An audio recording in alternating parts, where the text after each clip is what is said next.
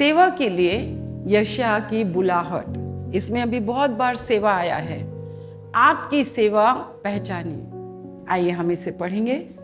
यशायाह की पुस्तक उसका 6वां अध्याय। हाँ, जिस वर्ष उज्जियाह राजा मरा, मैंने प्रभु को बहुत ही ऊंचे सिंहासन पर विराजमान देखा और उसके वस्त्र के घेर से मंदिर भर गया। उससे ऊंचे पर साराप दिखाई दिए, उनके 6 पंख थे। 2 पंखों से वे अपने मुंह को ढांपे थे और 2 से अपने पाँव को, और 2 से उड़ रहे थे। वे एक दूसरे से पुकार पुकार कर कह रहे थे, सेनाओं का यहोवा पवित्र पवित्र पवित्र है, सारी पृथ्वी उसके तेज से भरपूर है। और पुकारने वाले के शब्द से डेवढ़ियों की नींवें डोल उठी और भवन धुएं से भर गया। तब मैंने कहा, हाय हाय, मैं नष्ट हुआ, क्योंकि मैं अशुद्ध होंठ वाला मनुष्य हूँ और अशुद्ध होंठ वाले मनुष्य के बीच में रहता हूँ, क्योंकि मैंने सेनाओं के यहोवा महाराजाधिराज को अपनी आंखों से देखा है। देखिए, क्या कभी परमेश्वर की उपस्थिति में आपने कहा, हाय मैं नाश हुआ, मेरी आंखें नाश हुई, मैं ये क्या कर रहा हूं? आप देखिए, हाय मैं अशुद्ध होंठ वाले, कितने अपशब्द हम बोलते हैं। क्यों हमें परमेश्वर की उपस्थिति में रहना है? क्यों चर्च के अंदर जब हम आते हैं तो हमें परमेश्वर की उपस्थिति चाहिए? क्योंकि परमेश्वर की उपस्थिति हमें पहले क्या करती है?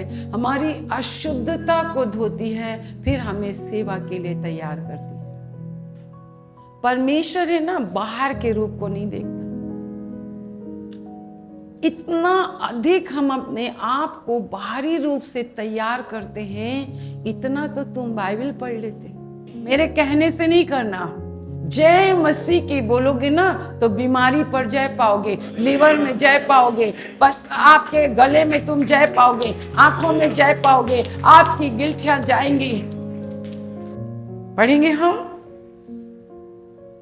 जिस वर्ष उज्जियाह राजा मरा, मैंने प्रभु को बहुत ही ऊंचे सिंहासन पर विराजमान देखा और उसके वस्त्र के घेर से मंदिर भर गया।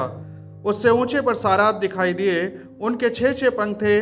2 पंख से वे अपने मुंह को ढांपे थे और 2 से अपने पाँव को, और 2 से उड़ रहे थे। वे एक दूसरे से पुकार पुकार कर कह रहे थे, सेनाओं का यहोवा पवित्र पवित्र पवित्र है, सारी पृथ्वी उसके तेज से भरपूर है। और पुकारने वाले के शब्द से डेवढ़ियों की नींवें डोल उठी और भवन धुएं से भर गया। तब मैंने कहा, हाय हाय, मैं नष्ट हुआ, क्योंकि मैं अशुद्ध होंठ वाला मनुष्य हूँ और अशुद्ध होंठ वाले मनुष्यों के बीच में रहता हूँ, क्योंकि मैंने सेनाओं के यहोवा महाराजाधिराज को अपनी आंखों से देखा है। पढ़ते जाओ। तब एक साराप हाथ में अंगारा लिए हुए, जिसे उसने चिमटे से वेदी पर से उठा लिया था, मेरे पास उड़कर आया। उसने उससे मेरे मुंह को छूकर कहा, देख, इसने तेरे होंठों को छू लिया है, इसलिए तेरा अधर्म दूर हो गया और तेरे पाप क्षमा हो गए। तब मैंने प्रभु का ये वचन सुना, मैं किसको भेजूं और हमारी ओर से कौन जाएगा? तब मैंने कहा, मैं यहाँ हूँ, मुझे भेज।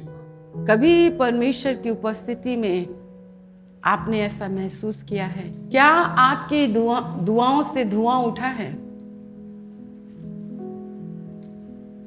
क्या स्थान हिला है?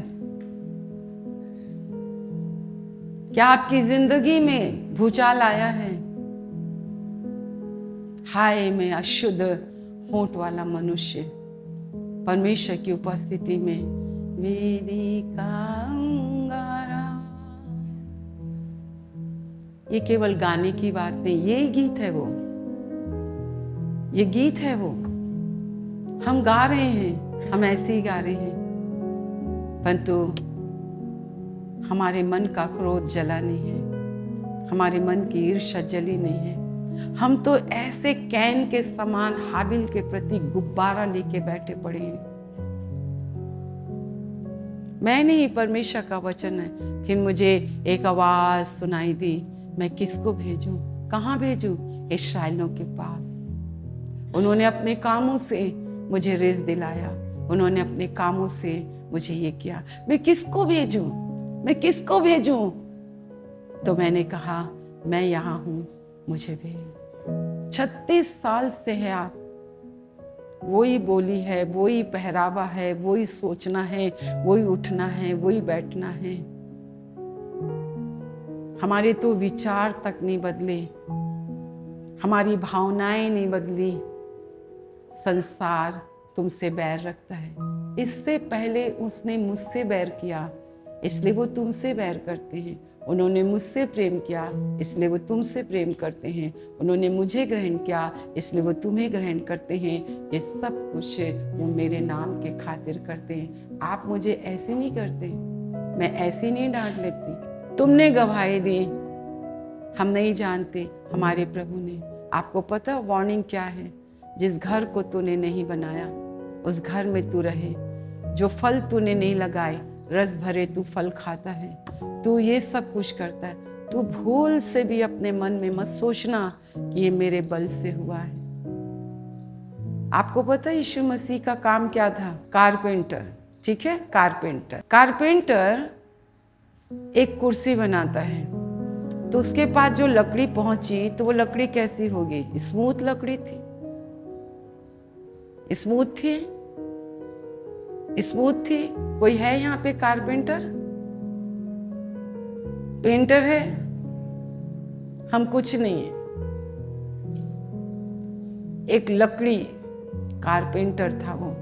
सोचो, एक पूरी मोटी लकड़ी, उसके ऊपर से खाल को निकालना, उसको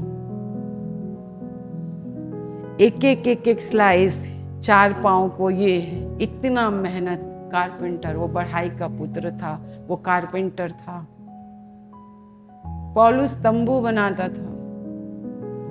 नए नियम में एक स्त्री थी दोरकस, जिसका नाम है, वो बैंजनी वस्त्र बना बना कर बेचती थी महीन से, और पूरी सेवकाई के लिए बेचती थी।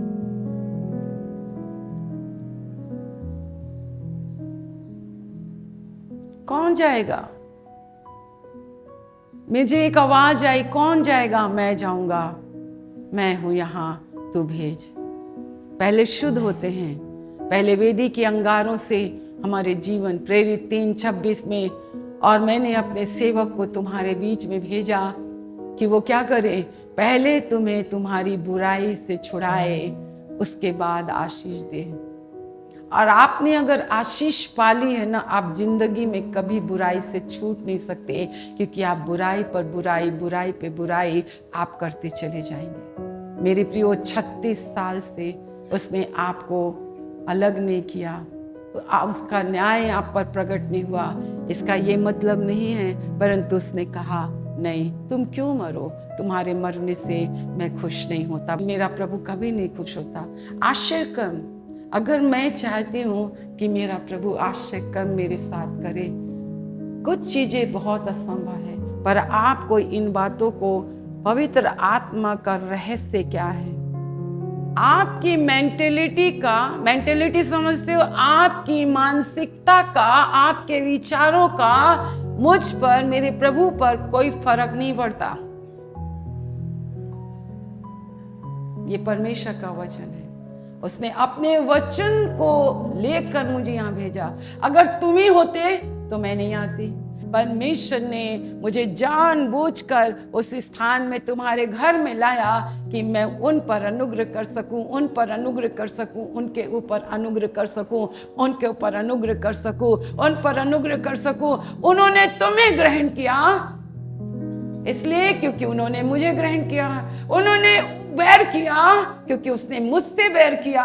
और अमालेकियों के पाप को मैंने स्मरण रखा क्योंकि उसने इस्राएलियों का सामना किया। तुम्हारी जिंदगी में परमेश्वर ने मुझे भेजा। अगर तुमने मेरा सामना किया, ओ प्रभु का सामना किया, खुदा इस बात को कभी नहीं भूलता है।